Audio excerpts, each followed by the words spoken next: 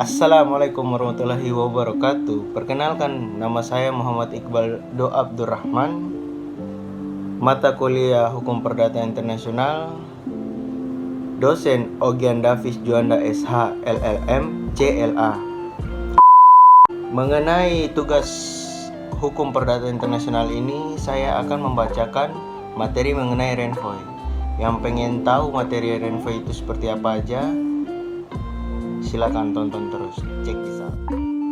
Baik. Pertama-tama mengenai materi Renvoy, saya akan membacakan mengenai pengertian Renvoy. Bisa disimak.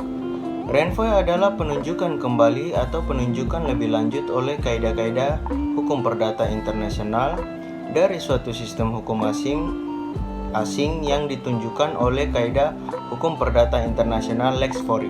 Penunjukan kembali atau Renvoy merupakan salah satu peranata hukum perdata internasional yang terutama berkembang di dalam tradisi civil law atau hukum Eropa kontinental. Sebagai peranata yang dapat digunakan untuk menghindari pemberlakuan kaidah atau sistem hukum yang seharusnya berlaku atau lex causae yang sudah ditetapkan berdasarkan prosedur hukum perdata internasional yang normal. Pelaksanaan Renvoy ini pada dasarnya dimungkinkan karena adanya berbagai sistem hukum di dunia yang masing-masing memiliki sistem dan kaidah-kaidah hukum perdata internasionalnya sendiri. Yang kedua, kita akan membahas yaitu mengenai kenapa terjadinya Renvoy. Penyebab dari timbulnya Renvoy adalah karena adanya berbagai macam sistem hukum di dunia yang memiliki sistem hukum perdata secara sendiri-sendiri. Renvoy hanya mungkin bisa dilaksanakan bila kaidah hukum perdata internasional Lex Fori menunjuk ke arah suatu sistem asing. Sekarang kita udah sampai ke pembahasan yang terakhir, yaitu mengenai contoh kasus Renvoy. Saya akan membaca contoh kasusnya, boleh disimak. Alex, seorang warga negara Jerman. Alex menetap di Prancis sejak berusia 5 tahun, tanpa berupaya memperoleh domisili di Prancis. Alex meninggal di Prancis tanpa meninggalkan testament. Alex ini merupakan anak di luar kawin. Ia meninggalkan sejumlah benda-benda bergerak di Prancis. Saudara-saudara Alex mengajukan tuntutan atas pembagian harta peninggalan Alex di pengadilan Prancis. Fakta hukum: 1.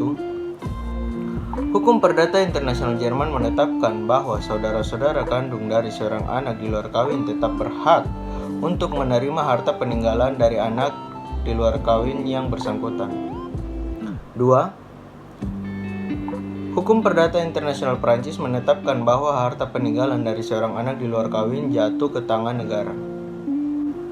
3. Kaidah Hukum Perdata Internasional Jerman menetapkan bahwa pewarisan benda-benda bergerak harus tunduk pada hukum dari tempat di mana pewaris bertempat tinggal sehari-hari. 4. Kaidah Hukum Perdata Internasional Prancis menetapkan bahwa persoalan pewarisan benda-benda bergerak harus diatur berdasarkan hukum dari tempat di mana pewaris menjadi warga negara. Masalah hukum: berdasarkan hukum manakah Prancis atau Jerman status harta peninggalan benda-benda bergerak milik Alex harus diatur? Proses penyelesaian perkara: 1. Pada tahap pertama, pengadilan Prancis menggunakan kaidah hukum perdata internasionalnya menunjuk ke arah hukum Jerman sebagai hukum dari tempat pewaris menjadi warga negara. 2. Penunjukan ke arah hukum Jerman ini ternyata dianggap sebagai Gesamtverweichung sehingga termasuk kaidah hukum Jerman. 3. Kaidah hukum perdata internasional Jerman mengenai pewarisan benda-benda bergerak menunjuk ke arah tempat tinggal si pewaris. Jadi dalam hal ini kaidah hukum perdata internasional Jerman menunjuk kembali ke arah hukum Perancis sebagai lex domisili-nya si Alex.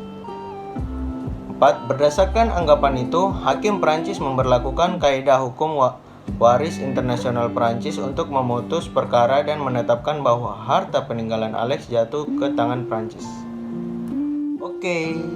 Cukup sekian saya rasa mengenai pembahasan tentang Renvoy. Mungkin bagi teman-teman yang sudah menonton video ini bisa memahami dengan baik dan bisa bermanfaat bagi kita semua. Amin. karena saya rasa ini ilmu yang cukup bermanfaat, apalagi kalau kita sebagai mahasiswa Fakultas Hukum kan. Oke, mungkin cukup sekian dan terima kasih atas perhatiannya. Wassalamualaikum warahmatullahi wabarakatuh.